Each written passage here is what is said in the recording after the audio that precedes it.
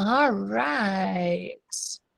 So, um, so a lot of you have joined us before. So, thanks for coming tonight to listen to our presentation on dyslexia. So I'm very excited about this presentation. So my name's Tara Dunaway, and I work at Barfield Early Childhood in the Winsville School District, and I'm a special education teacher here. So about 6 years ago, us and then parents as teachers, we kind of joined efforts, if you will, to start offering parent groups to help support parents with some of the issues they might be experiencing at home. A lot of times as a teacher, we'll have parents say like, oh gosh, I'm going through this and this. And so through that, we have, started parent groups. And so we're always looking for new topics. So please, please let us know if there's anything that you would like to learn more about. So we will find a speaker. So it's been such a wonderful community for parents to feel that they're not alone and that there are resources available to them. So, not that there are many perks to COVID, but one has been going virtual with our groups because it's allowed us to record them just like we're doing tonight. And so having them recorded, we can do multiple, and we have them available now for resources at any point in time instead of you having to be present at that time to watch it. So it's really exciting. We have them on the Parents as Teachers website and on the Barfield website, and it all links together. Once you're on the page on the left side, you'll see a virtual parent group. And then, sorry, I had to let somebody in. So right there, they're called the Virtual Parent Group Library, and it literally, you can expand it. It has all of the videos that we've ever done. So it's really, really great. And most of the presenters have put their emails up. So if you have questions beyond the presentation, they always are really helpful, and you can email them. So please view them and pass along this link and information to anyone in your child's life or friends that might benefit from this. We just want to help. So as a reminder, Parents as Teachers is a free program offered throughout the state to provide information to parents of children ages 0 to 5, with some exceptions there. Even if your child currently attends Barfield, First Steps, or any other preschool program, it's highly recommended to maintain your visits with Parents as Teachers. As a teacher, it's really great to be able to communicate with someone who's in the home environment. We can kind of team up and try to help that family in that situation. So our presenter tonight is Bev Colombo, and she's presenting on the topic of dyslexia. Super excited. So you can unmute at any time to ask questions, or you can always type them in the chat like I talked about before. So thank you so much for joining us tonight. And yeah, so Bev, go ahead. Okay. You want to put it on the first slide? Yeah, I'm going to mute Sorry myself. about the, we're going to have to use human technology here. Sorry, guys. You know what? I'm probably going to have to stay unmuted, actually, because, okay, so here we go. All righty. Yeah. As Tara said, I'm Bev Colombo, and I work at the St. Louis, it's called several things, the St. Louis RPDC, which is the Regional Professional Development Center. So you see all the little logos at the bottom here. It's under a bigger organization, a nonprofit called Education Plus. And so I won't go into detail about that, but we're the only RPDC that's not in a university. We're in a nonprofit. And we also run a lot of other events like METC. You might have heard of that. It's a big technology conference and lots of other things besides housing the RPDC. And the first thing I have to tell you is that I tested positive for COVID like about 36 hours ago. So I'm going to probably have to drink a lot of water so I don't sound like Tom Waits. So with that, I will drink a little water here. And just to give you a little bit of my background before we go to this question, I was a teacher for about 25 years, and I worked in a curriculum and staff development department. I have also run big research projects all over the country with the University of Kansas. And now I've been at the RPDC about 5 years. So I've done a lot of different things, and I've worked with a lot of struggling learners throughout all my years. I guess I started out in psychology and worked in psychiatric hospitals too. So I pretty much have encountered probably every type of student that there is out there, either in a public school or private setting or whatever. So I'm happy to answer any questions I can. I don't have all the answers, but I do have this whole network of other consultants all around the state. We're called Literacy Instruction and Intervention Consultants, and we're all attached to one of the RPDCs, so I can always reach out to them. So if you have questions I can't answer, I've got this whole, I can phone a friend, I can text a friend, do all that to get the answers. So I just wanted to mention that before we get started here. So first of all, we're going to talk about just dyslexia in general, and then talk about it, how it relates to young children. But I kind of like to start with a big topic and narrow it down to the topic that you all want to discuss. So just, to yourself, you can do this in the chat if anybody wants to open up your mic, or just even to yourself, think about any one of these. When I hear dyslexia, I think, maybe one or two words. People with dyslexia have difficulty with. I know someone with dyslexia who has these characteristics or whatever. A famous person with dyslexia is. So it's kind of a range of questions about what you might already know about dyslexia. So does anybody want to volunteer, or is there anything in the chat so far? I'm going to have to toggle back.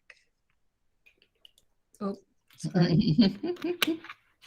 So it'll be a problem for you to go to the chat too. That's what I was just thinking. I'll hear a noise when I hear the chat. So, but okay. Yeah. All right. Okay. All righty. So, a lot of people say a lot of different things when I do this usually. And so then I like to kind of talk about some of the, what the official definition of dyslexia is, because I think even I had a false impression of what dyslexia was, even as a teacher, and even in psychology. I mean, I studied dyslexia and dyscalculia and all those things in psychology, but I think I didn't have a really correct impression of what it was, partly because we didn't have all the brain research that we have now. So I'm going to go to the official definition and then talk about some of the myths that are out there about dyslexia. So yeah, you can go to the next slide. So one thing we know for sure is it is neurobiological in origin. So it is something, to do with the brain, the nervous system, all of that.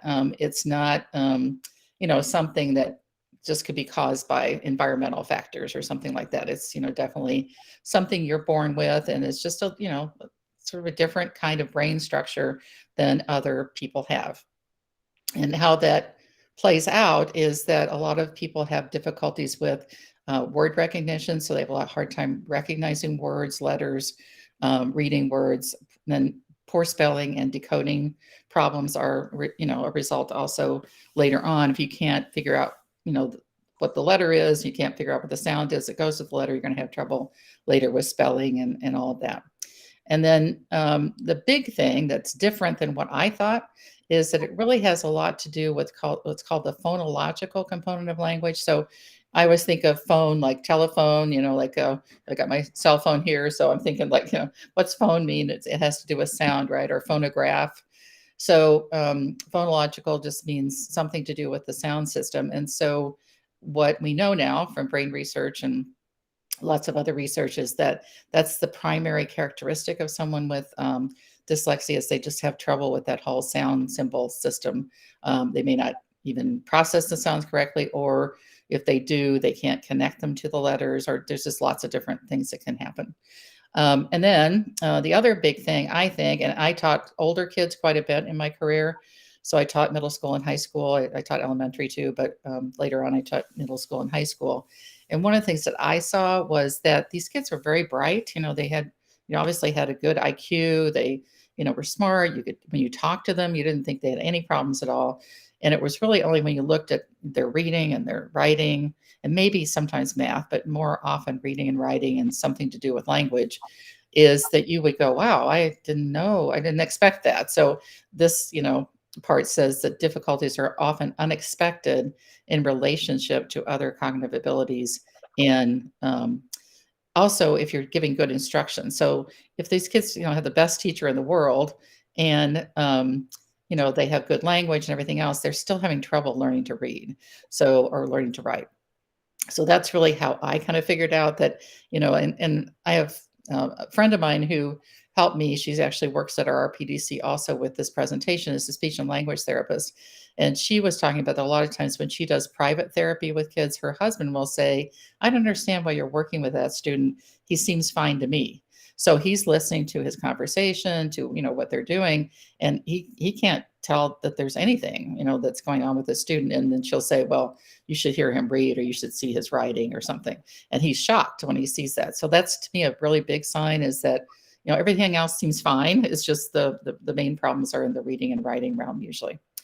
And then, unfortunately, if kids don't get intervention and they don't get, good instruction, then later on they can have trouble with reading comprehension, and, they just don't read. They don't like to read. It's painful. It's difficult. So, you don't want to do things that are difficult for you. So they don't read. So then they don't grow their vocabulary, and they don't grow their background knowledge. And that, results in lower comprehension too. So that's kind of a, something that happens later on, but then, but it's still a consequence of decoding problems. So, right.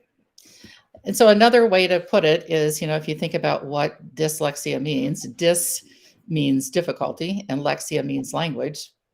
So it's really difficulty with language. So processing and manipulating all forms of language. So it can be oral language. It can be auditory stimuli. So it can be the, just the ability to hear the sounds, process them, all that kind of stuff. And then, as I said, it usually plays out in reading, written expression, and spelling. So this is a picture of the brain, and I always like to hold up my fist. I don't know if I can do it in the camera here, because the brain is kind of like this fist, right? So in the front of the brain, so if you go up to where this green area is in the front, the little green dots in the front there, that's where we take in sounds and all the words and everything that you hear. So that's where we process how things are pronounced, articulated, just how the sounds sound, right? So then, unfortunately, in the brain, it has to take a long trip to the back. So in the middle, where the orange circles are, that's kind of where you start to then process these sounds. So you try to make an association between the letters and the sounds. And then way back here in the back, so where the blue dot is where you store all that. So that's where your memory is. So some people call it the visual form word area. I like the brain. One of the researchers calls it the brain's letterbox. So I like that term. So that's kind of where you store all the letters and the sounds, right? So it has to make this long trip back here. And you also have to be in the correct hemisphere of your brain. So all of this is done on the left side of your brain. I don't know if you see me backwards or not. So if the left side of the brain would be over here. So all of this is happening like over here. And then after we do all that, then if you see the kind of the red areas and all of that, that's also kind of where we process it. And then we go over to the middle part, and that's where we process what it means. So we have to make this long trip back here to get all the letters, and we have to store the letters and the sounds back here. And then we have to go back in here and find out what it means. So it is a lot of things for the brain to do. And one of the things I do a lot is I do a lot of professional development with teachers. And one of the things I'm doing a lot of right now is called letters.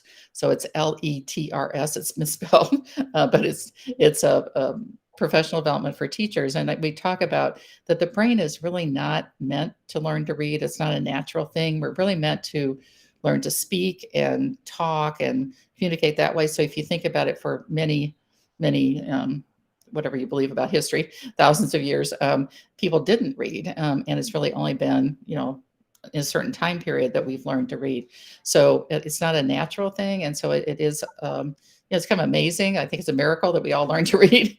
So for kids who have, whose brains aren't quite wired the same way ours are, like those who are good readers, some people in this group may have dyslexia. I often have people come up to me at breaks and stuff and say, actually, I have dyslexia. So I'm not assuming anything, but if you're a good reader, it probably felt like maybe a pretty natural process to you. Or maybe not. Maybe you were a struggling reader. So, anyway, what we know is it is hard to learn to read. So it is. It takes some really good instruction and good teachers to teach people to read. So, right, next one. So some of the myths, and this is probably the biggest myth, is that people with dyslexia see letters or words backwards. So it's been, because a lot of kids write B's and D's backwards, P's, backwards. People thought that was really what was a characteristic of dyslexia. But when you think about it, like if I hold up this, right, it's a phone, right? So if I hold it this way, it's still a phone, right? If I hold it this way, it's still a phone. If I hold it this way, it's still a phone. It's not like it's a phone and now all of a sudden because I turn it, it's a bottle of water or something. So we learn as little kids that just because you turn an object a different way doesn't mean it changes it, right? But then we go to school and they say, oh, but if you've got a stick and a ball and it's this way, it's a B and it says buh. But if it's a stick and a ball and it's this way, then it says it's a D and it says duh. And then if it's this way, down here with a circle, it's a P and it says puh. And if it's over here, it's a Q, and who knows what that says, right? It doesn't really say anything by itself. So that's one of the myths. A lot of people still believe that dyslexia is that difficulty with seeing things backwards or processing things backwards, and that's really not the case. All kids, we'll talk about this a little bit later too, but all kids actually start out this way because it's just a hard thing to know and to remember that if it faces one way, it's a B, and this faces this way, it's a D. So most kids will do that, even through kindergarten sometimes, or early part of kindergarten. All right, next one. And the other myth is that dyslexia is rare, that very few kids have it. But actually, from a lot of the research, we now know that somewhere around 50 to 20% of the general population have characteristics of dyslexia. Now, that doesn't mean that they are so dyslexic that they can't read or that they really, really struggle. It's on a continuum. So I think that's the next slide, possibly. Yeah. So even though it's 1 in 5, they're on a spectrum, and actually no two kids will look alike. So if somebody says, well, my child has dyslexia, or we think, this child is at risk for dyslexia, that doesn't tell you much, because what you really need to know are what are their strengths, what can they do, what are they struggling with, because it's on a spectrum. So for example, the former director of dyslexia for the state of Missouri is Kim Stuckey, and she actually lives in Wentzville. Our kids went to Wentzville schools, and she, in her family, her husband has dyslexia. Her oldest son has pretty severe dyslexia, so he would be out on the spectrum, pretty far out. And then her younger son has a little bit, and then her daughter has just a tiny bit. So she has the entire spectrum in her household of her 3 kids and her husband. So that's a great example of how we really can't say that any two students are exactly alike if they have dyslexia. So you really need to know much more about their strengths and weaknesses. So this is a video that I show a lot. I hope it works. It worked earlier today. I don't know if you can click on it or not. If not, I'll just tell you about it. And there we go. So I'll skip the ads, unfortunately. Now I'm going to show you how I use. So this is a kind of great video, and you can go back to it later if you want. It's on YouTube. It's a TED Talk on dyslexia. So are you able to see that or no? Yes. Okay. And could you hear it? Yes. Okay, perfect. All right. Sorry, guys. Let me make this bigger.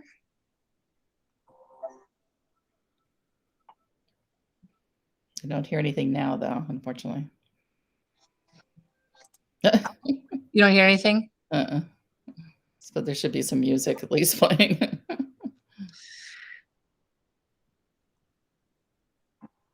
Now? Nope. It just played for a second and then it stopped playing. Oh,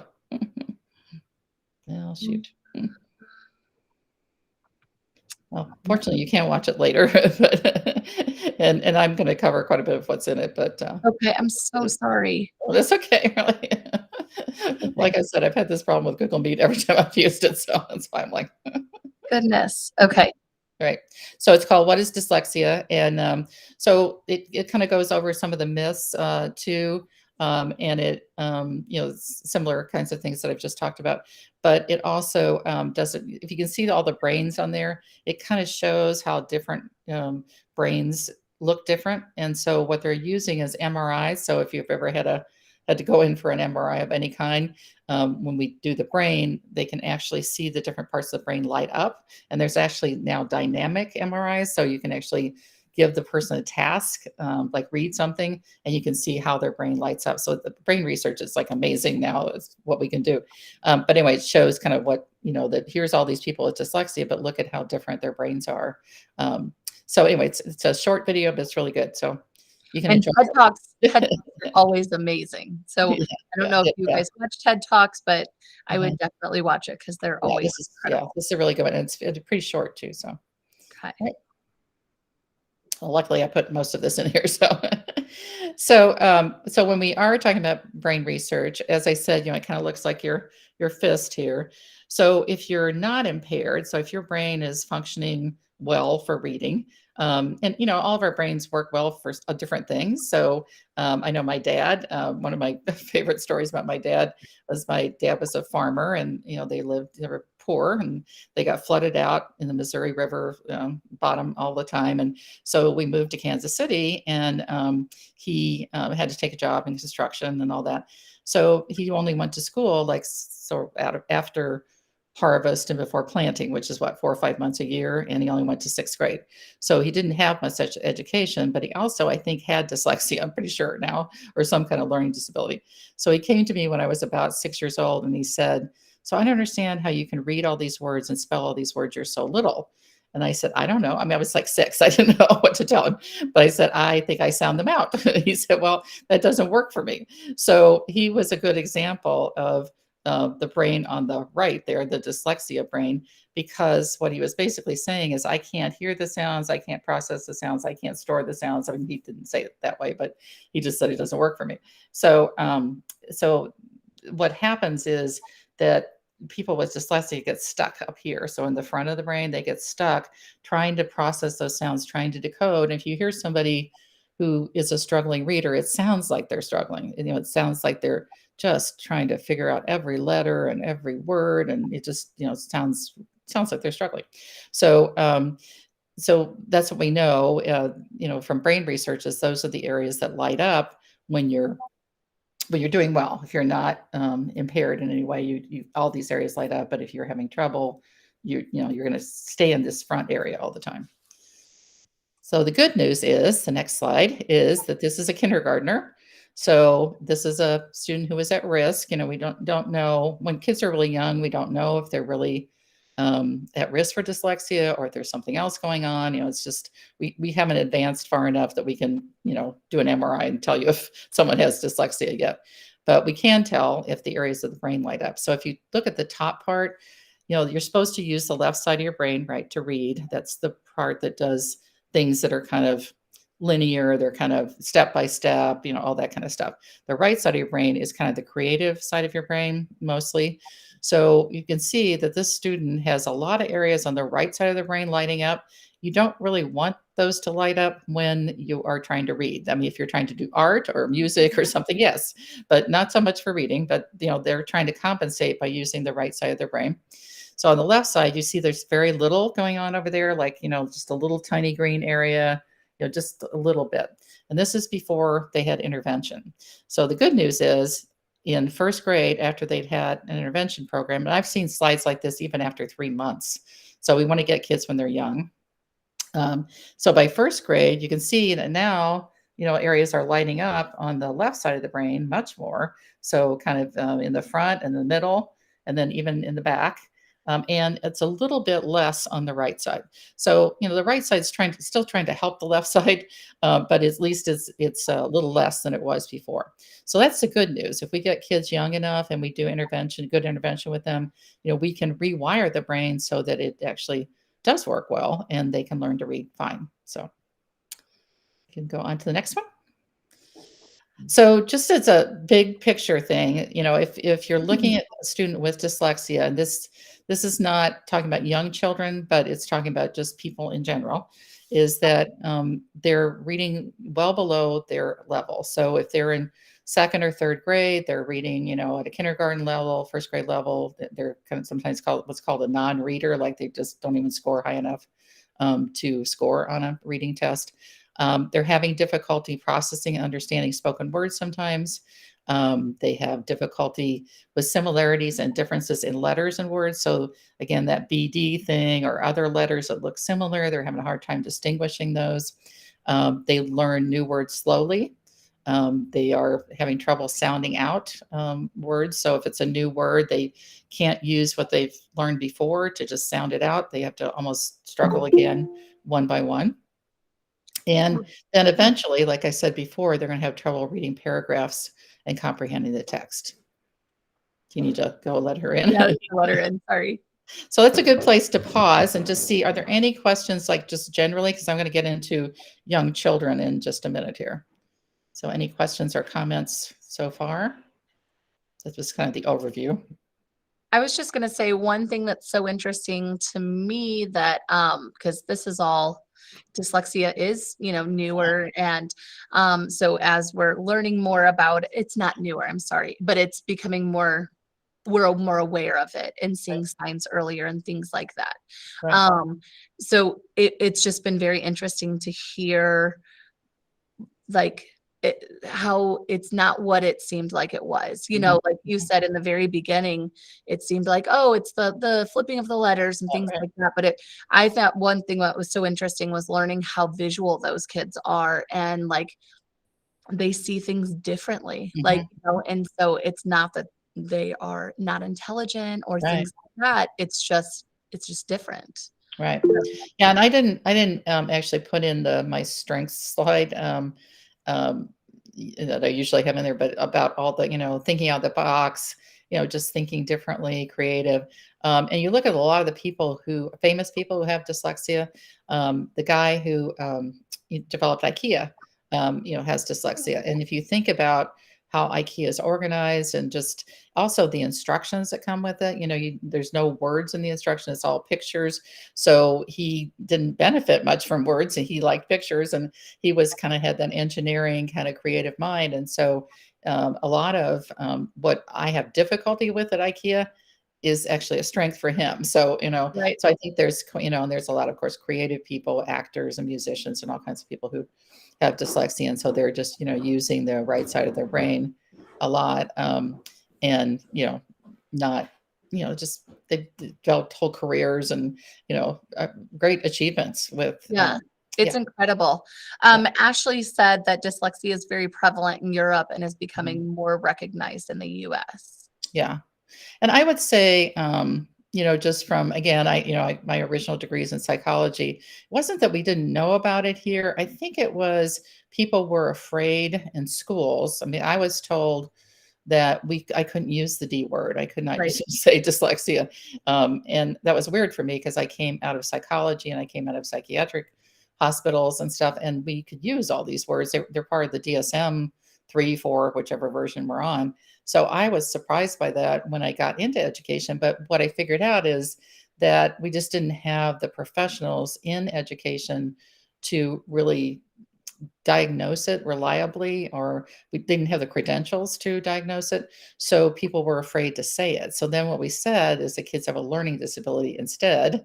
And we said it's a learning disability in reading. I said, okay, well, I don't understand how that's different from dyslexia, but sure. So I just remember like for a long periods of time not being able to say the D word.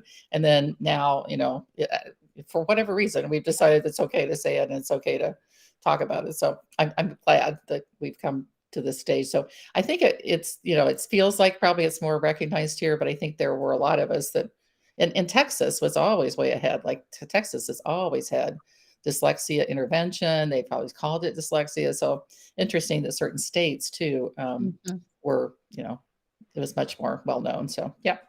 Yeah. Right. Any other questions or comments or anything? Okay, moving on.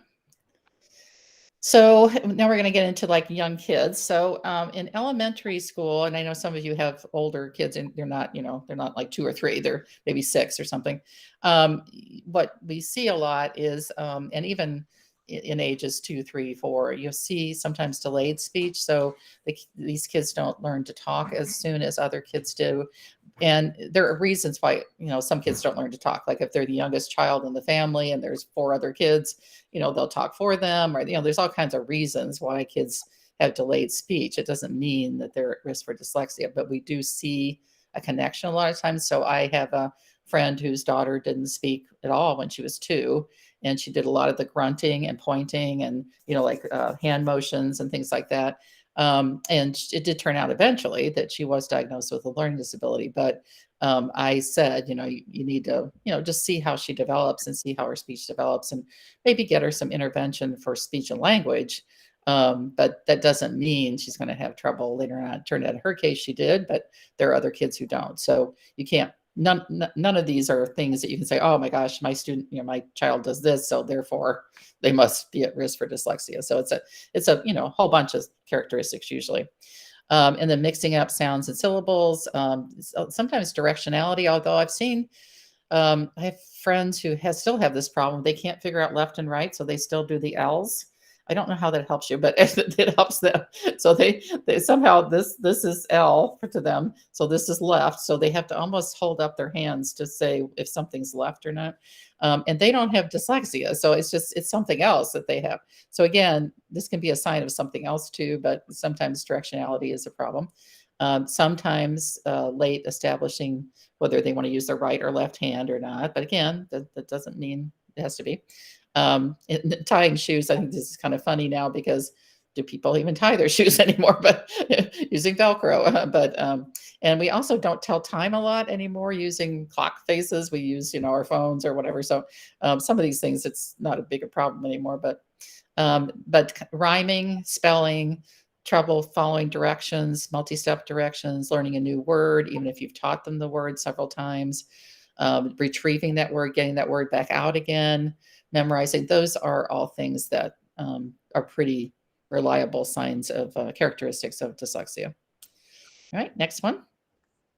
So one of the things I wanted to do before we talk about younger kids is just kind of talk a little bit about normal development. So, what is typical development? Again, this is all within a spectrum. If you have several children, you know that your kids develop differently. Like one of your children might learn to walk at a year, but doesn't talk very well to 18 months. Another one might talk really well at a year, but doesn't, so it's, kind of all over the place. So it's within a, they always talk about the bell curve in psychology. So it's on a curve, right? So even if the child doesn't learn to do these things at these times, we still have to, see what happens a little bit. So at 12 months, most kids do have at least one word. I saw a really cute video on, I think they showed it on television, but it was a little girl who you can hear her say, and I think she might have been 9 months, 10 months. You can hear her say, "I love you." And the parents were like blown away, shocked that she's saying not only a word before she's 12 months, but she's saying like a whole phrase. Now it was a little bit garbled. You had to know her speech, but it was like, "I love you," or something like that. And so you have to listen to it several times. You're like, "Oh my gosh." So that would be like a gifted child, right? That's the other end of the spectrum. Like they're not only picking up first words, but they're picking up whole phrases and everything else. And she probably heard it a lot, but still, it was pretty amazing. So that would be one end of the spectrum. And then some kids just don't, they have sounds, they still babble, but they're not really talking it. They don't have a word at 12 months. And then by 18 months, somewhere around 50 words, somewhere in there.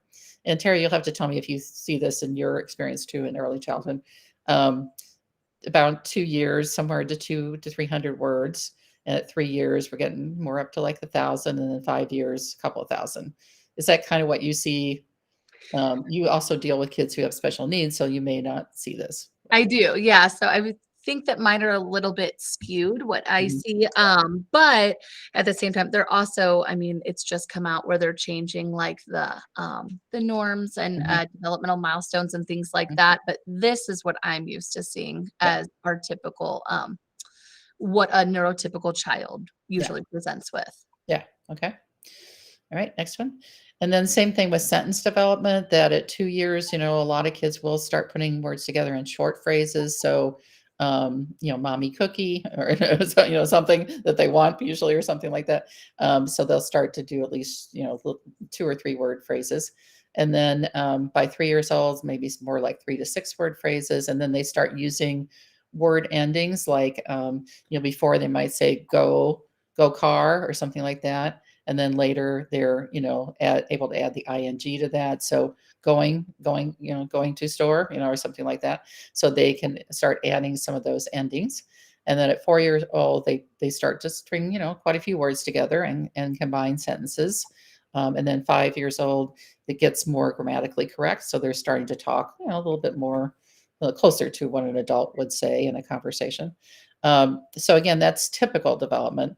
Now, again, it doesn't mean if your child isn't doing those things at exactly that age that they won't, do it a little bit later. And I've talked to people where they've had especially a young child in the family with several other siblings, and they didn't really didn't do most of the 2 and 3-year-olds, but all of a sudden they just started talking in sentences. Like there were 4, and they're like blah blah blah blah. Like, and people are like, and there's kind of a joke about that too. Like, why didn't you talk before this? And the child will say, well, I got everything I wanted, or I didn't really have anything to say before now, or something like that. So it's kind of become like almost a little joke about why kids do that. But it is true that if other kids talk for them all the time, or you anticipate everything they need, that they may not need to talk. So they just don't. So we have to be careful about that too.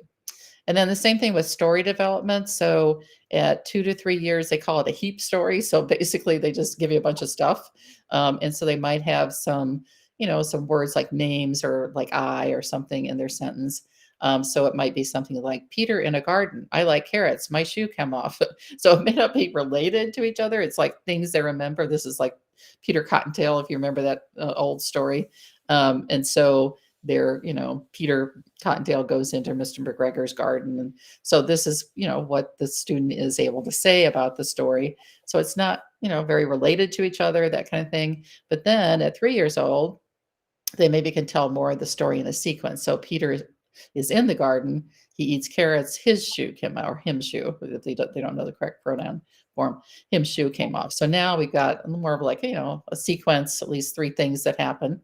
And then when they get to be more like 4, 4.5, then we get more like the storyline. So Peter got in the garden, Mr. McGregor tried to catch him, Peter got away. So now we at least have the, sequence of the story. And then the last one would be, what we're looking for more, like when they're in kindergarten, first grade, where they can do a beginning, middle, and an end. So Peter sneaked into the garden. Mr. McGregor didn't want Peter to eat his vegetables, so he tried to catch him. Peter was scared and got away. So, again, at each stage, you're, making progress toward being able to tell a story. All right.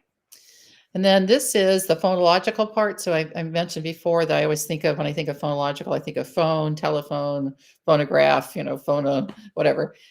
So this is the sound part. So at age 4, and again, this is typical.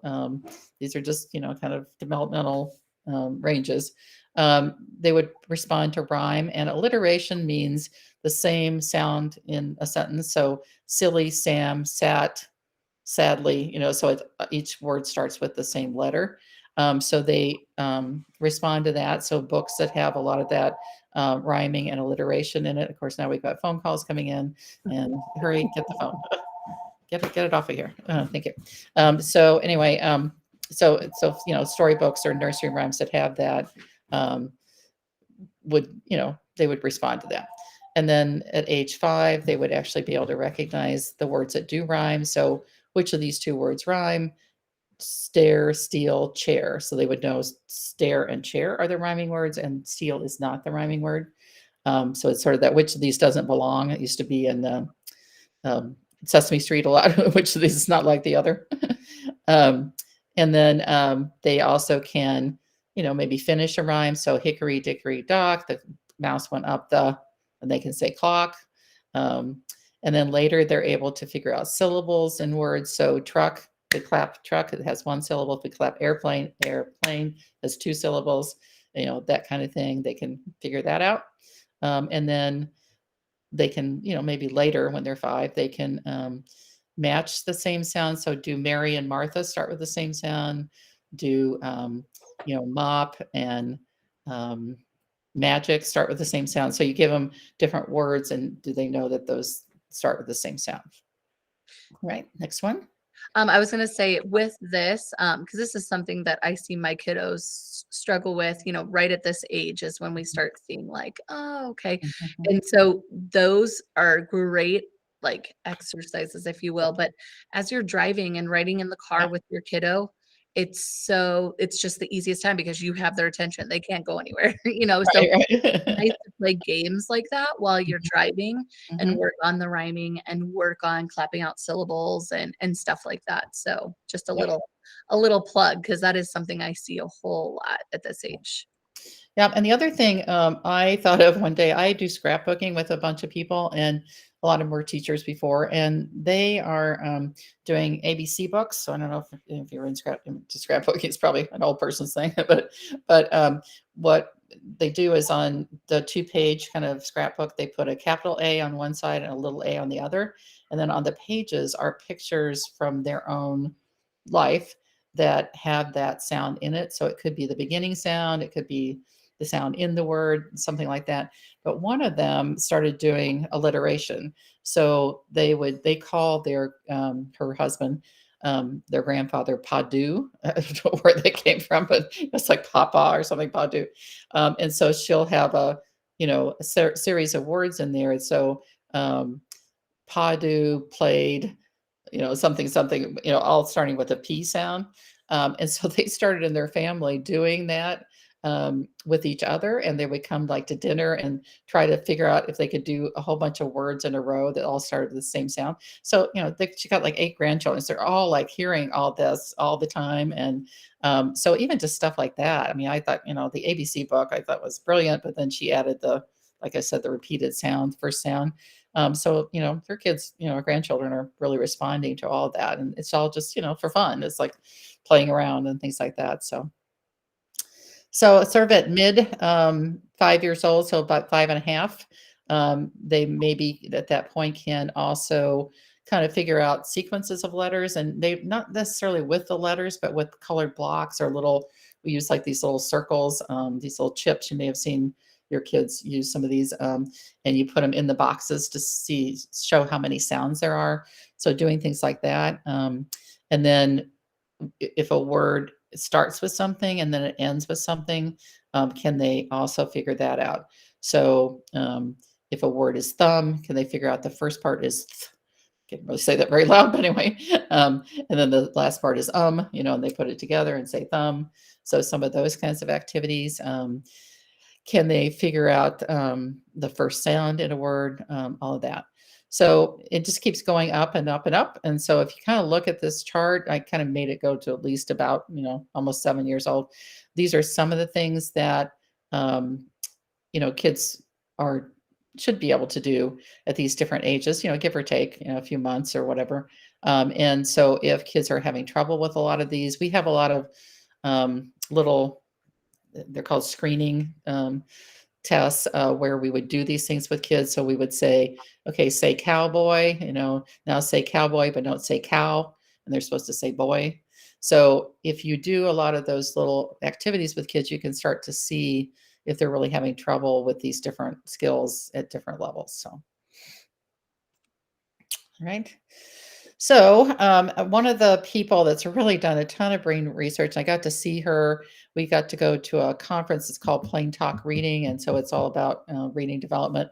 And one of the people that was there 2 years ago was Nadine Gabb, and she's at Harvard University. She's a brain researcher. And so one of the things that I thought was really important that she says is that, that this disorder is not a problem of word or letter reversal. So, as we talked about before, either seeing them or writing them or anything, because a lot of kids do that. My daughter did it till she was probably, little, well, mid-year, 5 years old. I happened to be doing my master's program in psychology and special education and all kinds of things at the time, and So I had to give her assessments because she was, she was there with me. So I had to have a student I could give assessments to. So she got every test known to man when she was 5. And she was still having, she still wrote letters, backwards or, rotated them, whatever, and let numbers too. But all of a sudden, when she was like, say January or February, she stopped doing that. So it is a developmental thing with a lot of kids. So it's not, something to worry about if your student's still doing it when they're 5, but if they're still doing it when they're 6 or 7 or something, yes, it might be, a concern about why they're doing that.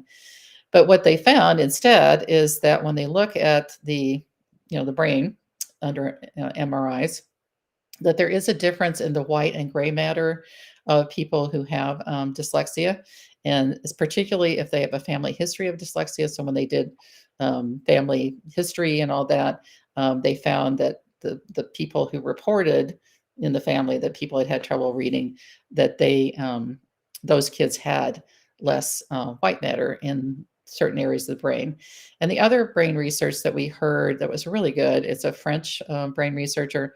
He talks about that the part of the brain that learns to read is actually the part that you use to recognize faces. So babies, recognize you as their mom, their dad, their brother, their sister, whoever's in this session right now, and the grandparents. And what happens is that same area is needed for reading. So it's in here. So what happens is the brain shoves aside the facial part that they recognizes faces and substitutes recognizing letters and sounds, which I find like amazing. Like, how does it do that? So actually, we maybe are a little less efficient at recognizing lots of people when you get, especially as you get older, because you're using a lot more of your brain for reading at that time. So I thought that was really fascinating too. Yeah. Right. Next slide. So the other thing, the other guy who's pretty famous in the area of dyslexia is David Kilpatrick. And this comes from his book that we recommend a lot, Equipped for Reading Success. There's another book called Essentials of blah, blah, blah, blah. It's a big, thick book that we also recommended to teachers. He, is Mr. Phonological Awareness, that you really, the more you do with, and as Tara said, the more you do with rhyming, first sounds, syllables, all that stuff. And that can all start when kids are really young. David Kilpatrick says you can do phonological awareness in the dark. So if I turned off all the lights in my house, and right now I could do phonological awareness with you, because you don't need print. You just need sounds and parts of words and things like that. So as he says, it would involve reading stories that contain rhyming, alliteration, word games, things like that. And so the research on it, there's many studies, I just showed one here, is that if kids were exposed to nursery rhymes, the classic nursery rhymes, that they were better readers by the end of 2nd grade without, as it compared to a control group that didn't have that. And this was true, even though the socioeconomic status was the same. So it's not like this is a poor group of kids and a rich group of kids.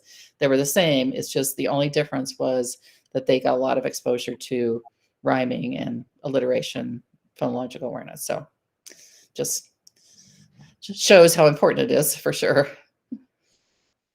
So we're getting to the part that, I know some of you asked the questions about was, so what would be the early warning signs? So if kids are having trouble, like you're doing a lot of nursery rhymes, Jack and Jill and things like that, and they're just not ever learning them, they're not really picking up on it, like you leave out a word and they can't fill it in after a long period of time. They can't remember names of letters in the alphabet. Now, again, this would be, more when it's age appropriate. I mean, I don't expect a 2 or 3 or even a 4-year-old to know names of letters. It could, that may not happen until 5 or 6, but maybe, by then they're still having trouble, particularly if they can't recognize letters in their own name at all. So that's usually, a little bit more significant. If they mispronounce familiar words a lot and they, just kind of keep doing the baby talk thing long after, that's not appropriate. If they don't recognize things that rhyme, so we talked about that before, like cat, bat, sat. And then, of course, family history is also a big deal. That if there are other people in the family that have had, even though they weren't diagnosed with dyslexia, but they had a lot of reading or spelling problems, that would be a sign. My husband worked for a guy who was a very successful businessman, but my husband would come home and say, he says things like, this is not the correct format for this document. And doesn't he mean format? I'm sure he does. Well, why does he do that? And I said, well, I don't know. But, then he'd come home and tell me another word and another word. And I said, I'm pretty sure he might have, he might have dyslexia, he might have a learning disability of some kind.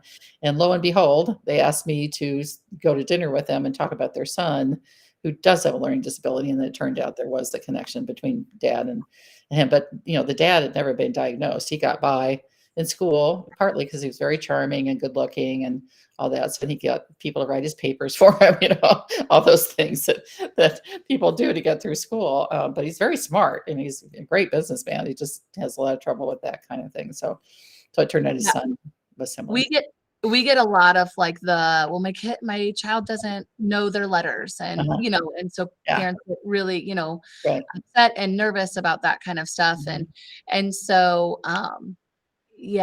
that's one thing, is just looking at like what age they really are, and if they can recognize the difference between like a letter and a shape and a number, so that each symbol looks different to them, or if they're just grouping them all together. Right. Exactly. Yeah. Yeah. So I wouldn't worry about, the letters thing. And then here's another list. May talk later, have difficulty pronouncing words like Buschetti. And again, little kids will do this, but if they persist doing it, like, I know kids that are 8 years old and they're still saying flutterby instead of butterfly, or, Kim Stuckey used to tell stories about her husband saying words incorrectly all the time, and he was, 40 something years old. So, it's a persistent thing. And then, like I said, slow to add new vocabulary words or recall the right word, rhyming again. So a lot of these lists are very similar. I got them from different websites, like Reading Rockets is one of the big ones for parents that I think is very useful, easy to use for parents. And so like some of these come from reading researchers, some of them come from Reading Rockets, but lists are all pretty similar. So, all right, next one. And then again, trouble eventually learning the alphabet, numbers, days of the week, colors, shapes, just kind of learning all the kind of typical things that kids learn eventually. And sometimes trouble interacting with peers just because of, some of the difficulties they're having. I don't see that as much as I see some of these other signs, but it can be. I mean, if you take a smart person and they're struggling, sometimes, it's hard for them to cope in school. And then we talked about directions and, fine motor skills. If they can't make a vertical line, a straight line across, and a circle at a certain age, that might be a sign. Also retelling a story, blending sounds, all those things. All right.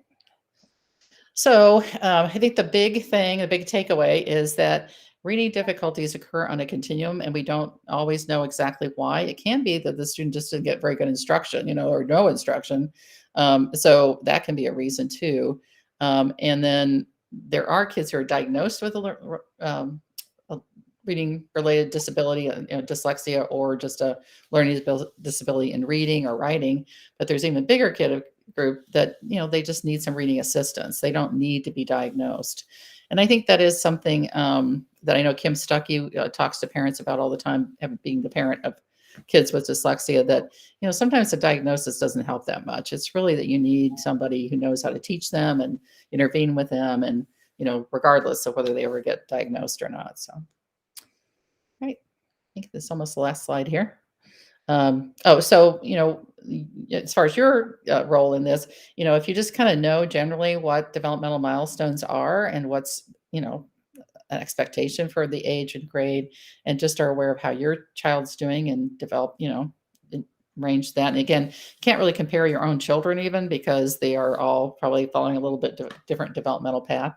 But, to act if you really think that your student's struggling. I know I have one of the colleagues I work with at work, she kept telling the district that she thought there was a problem, and they kept saying, no, he's fine, because he's very smart. He coped really well at school. You couldn't tell that he had a problem until he was like in second grade. And then all of a sudden he can't read a word. He can't blend a word. He can do signs, each sound. He can do like b, at, but he can't say bat. So he can't get the whole thing going together.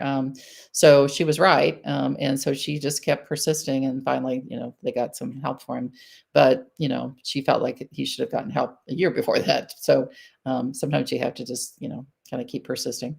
And you can't necessarily count on a formal diagnosis because, a lot of times, kids just need some help along the way and then they're fine. They don't really need to be diagnosed as something to get the help. So, right. And then I think the last slide here is resources. So if you are looking for organizations that you can reach out to, IDA is, probably one of the oldest, ones, the International Dyslexia Association. So I put all the websites in here. And then Learning Disabilities Association actually has dealt with this for a long time too, because especially in Missouri, kids weren't getting diagnosed as dyslexic before. So they were the ones who were dealing with all this for a long time. And then Decoding Dyslexia does information. They also do advocacy. So that's a good group too. They have a lot of information, but they also kind of keep you up on what's going on and legislation, all kinds of stuff. And then, like I mentioned, Reading Rockets is a good place for parents. I think it's easy to understand. They have a lot of videos. I will say that some parts of Reading Rockets I don't totally agree with. I think they didn't vet some of the things as well as they could have as far as research, but in general, it's good. And then understood.org is also really good. It has lots of videos on it. Excellent resource. And then Dyslexia Vantage is also very good. So those three websites are kind of my go-to, especially for parents. And then somebody asked about getting kids evaluated. And, honestly, we're not really allowed to say who we think would be good. Because legally, it just could get us into trouble as far as saying, oh, you should go to this center. And then it turns out to be terrible or something. So what I did was I just did a Google search. I just said dyslexia evaluation St. Louis, and it gave me a whole list of centers. The interesting thing was, and I didn't look real carefully, but there's a couple of centers that I think are some of the best that are not in that list. So you may have to, I will tell you, there is a center in Wentzville, very near you guys, that is very good.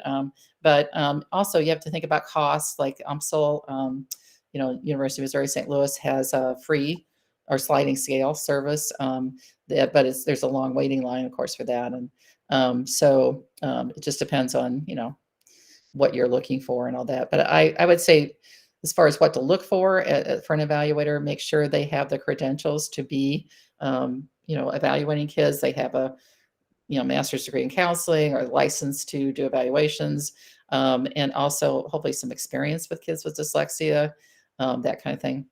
So, alrighty. I know we got like no time left. Oh, you're okay. But any questions? I was going to say what you were saying, since we can't recommend anybody, but one of our big ones is in Wentzville. So definitely, like when you're searching, maybe type it's not in Wentzville City, but in Wentzville School District, right. in that area. That would be a really good one. Hint, hint. Yes, exactly. So this is Bev's contact information. If you have any questions, you can email her there. Wanted to leave it up for a second since I don't. Okay, I'm gonna come back here. Sorry. So hopefully I hit all the questions that were sent in, but again, if there's anything that I didn't cover or you still want more information, more clarity on something, feel free to put it in the chat or say it out loud. There was one thing that I saw. It was this amazing facility down, and it was a whole school for dyslexic learners, and it was down in, I want to say in Georgia, maybe around Atlanta. Yep. The And Atlanta Speech School. it was incredible. So you should look up videos on that. Very incredible. Yeah. All right, Jennifer has a question. Okay. So I guess so. Like my daughter's actually 8 in 2nd grade, and she basically, I think you guys described her to a T. Are these centers? I think mostly you guys like with parents of teachers, which is not applied to 8-year-olds. I guess what would be the recommendation there? So, I mean, you can we always say to start with your pediatrician and see what they recommend. But from there, you can just call any of those places. And that, like if you do a Google search, let's just happen to say there might be one called like Purple Peg or something. Maybe. Maybe. That could be a wonderful facility to contact them, and they can do evaluations. So like you had said, Bev, those are probably our two biggest ones that around here that do evaluations. And I will say they're not, I mean, UMSL does have the sliding scale, so that helps out. It's not super cheap, Right. but the amount of information and the help you get from them it's pretty incredible. Okay. We've been trying to go through the school district and get, in a special reading program there, but they're just kind of like, oh, well, she's not really struggling that much. And she's, they'll say, well, maybe she's next on the list, but, this has been going on for so long. I feel like we just need to get something going. Yeah. Because I don't want her to keep, falling behind, I guess. I agree. I have a daughter in kindergarten, and I just had a discussion with her teacher, and they said they don't evaluate children until 3rd grade. Wow. See, I mean, she's not struggling like, completely terrible, but I mean, she's for the amount of hours and the amount of work that she's doing, the progress is slow, Right. And it's it's sad for her because she's trying so hard and she's working probably 10 times harder than the other kids, but Right. She's not hitting all the marks. The Right. nice thing is when you are speaking to someone who that is where they're specifically trained, the amount of just I mean, their knowledge alone, but they're going to teach your kiddo tricks and things like that that are really going to help them. So unfortunately, within public school, I'm a special ed teacher, so I see it every day. It's so hard that you do have to wait until it is a delay, and it has to be a pretty big delay. So a lot of times, especially with dyslexia and things like that, outside evaluations help out a lot. And then they get you at least jump started, and they can help direct it from there and what they recommend. And then you're going to see it like in whichever area, because you will start to see it's not just going to be reading, it can move over into math. You're looking at word problems and all, so it is interwoven for sure. But those outside resources are going to be a good help to get you started on a path. Yes, and math was her best subject until just like recently. Now that's starting to have struggle there as well. Yeah, because it gets more language related as you get older. Well, the other thing I will say, and I can say this as a representative of the State Department and everything else, is that, kids are supposed to be screened for dyslexia when they're in kindergarten. And so starting in January, kindergarten, they're supposed to be screened, and they're supposed to use a good screener. And so as a result of that, if the child looks like they're struggling, they are supposed to offer at least some kind of intervention. They may not offer full out, reading program or something like that, but they're at least supposed to do something different. So you can say that for sure. Like if you're talking to like my understanding is you're supposed to be screening my child and giving them some intervention. Yeah, we're 2nd grade and we're still not getting much of any support, I guess.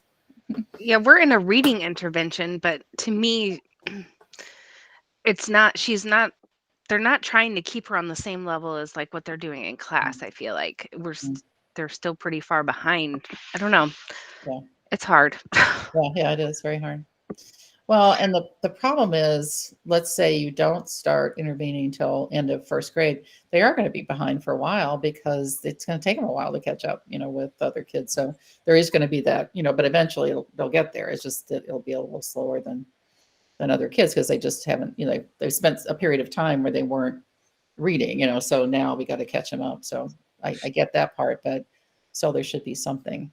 When we were when this topic came up, because it is such a hot topic, and so I was talking to some higher ups in Winsville about it, and they had said that we do, and I'm younger, so this is my world here at early childhood. But they did say that in kindergarten they do screen for that. So, and I don't know if the outcome, Amy, is maybe that intervention group or things like that. And in that group, I wonder if they're working on strategies, teaching strategies and things like that that are going to help. And so they might not be at the same level, but hopefully with some of those strategies that they're teaching, it's going to help make some gains a little bit quicker. But Thank you. Yeah, I have a call with her teacher tomorrow to talk about it, because now we're getting into reading at home, like little books that they send home. And I have twins, so it's so hard for me not to compare. And I have one who's, and I'm assuming normal. My other one's normal too, but man, she struggles so much more. And it's a lot harder for her to remember. And I'm just looking for different ways to help her, because I don't think she learns like everybody else. Right. She requires something different, and I don't know what that is yet. Yeah. And hopefully her teacher can help with a lot of those things. But definitely looking into other avenues of someone who specializes in that can't hurt. They can help, help you, at least help to where she's not as frustrated, because that is hard. Once that frustration sets in, it's really hard to get around that and keep them motivated. Especially if they're a twin and they're naturally feeling that and naturally seeing that. Right. Yes. Thank you. Yeah.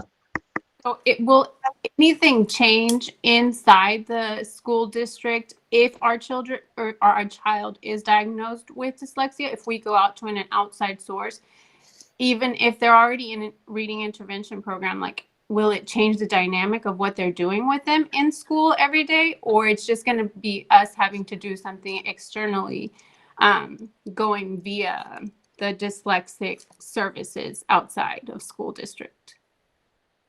Does that make sense? It does make sense. Bev, do you have anything on that before I say anything? Well, it's kind of district specific. That's why I was going to wait till you said something. I'll say globally. Yeah. So, I mean, it totally depends on when and again, this is not my expertise whatsoever. So I know, but as they get older, kiddos get older, you look at qualifying for services, whether that be through an IEP or a 504 to help receive extra, additional supports and things like that. So that could be an avenue eventually, but it all depends on how much his or her education is impacted. And that's what everything really depends on. And so again, you're looking at what grade level is, where they're performing, how much the delay is, what areas it impacts. So there's a lot that goes into it. I do know, I don't know what the age is. I don't know if it's third grade. I'm not sure on that part. But I know it's not younger than third grade. So if they do have a diagnosis, that might be something they can work with possibly in maybe a 504 situation, or maybe it comes up but that would all be something you definitely would want to take up with that school. And hopefully your teachers of your kiddo are helping propel some of that as well too. And having those conversations within the building to say, like, this kiddo's really struggling. What if we tried this, and this? So, but as a teacher, I would always want that parent to come to me, and then let's work together and figure out a plan and see what that looks like. So I think there's a lot of variance in it. Right. It also depends on, again, I think, choosing a good center is important, because some of those centers will advocate. So they will actually go to the school with you and talk about, well, this is what we're doing in our center. It's making a big difference. Or, this is what we found out through the evaluation, and we think this particular program might be better. Because the problem is there's no magic box. There is no silver bullet. It's not like there is a program that, oh, well, that cures dyslexia. Each kid kind of responds differently. So I've like, and there's so many programs now. There's 95% group, Haggerty. I mean, just, like really great reading. I mean, they're just on and on and on. So different kids respond differently to those programs. So they, when they do the evaluation, they might have a better idea of, well, I know at school you're using this, but it seems like that he would really, or he or she would benefit from this. So they can, do some of that too. It's really customizing, like essentially what that kiddo needs, Yeah. Hi, buddy. He's probably been hanging in here. I know he's one of my kiddos from before. But yeah, it's all about that. And so,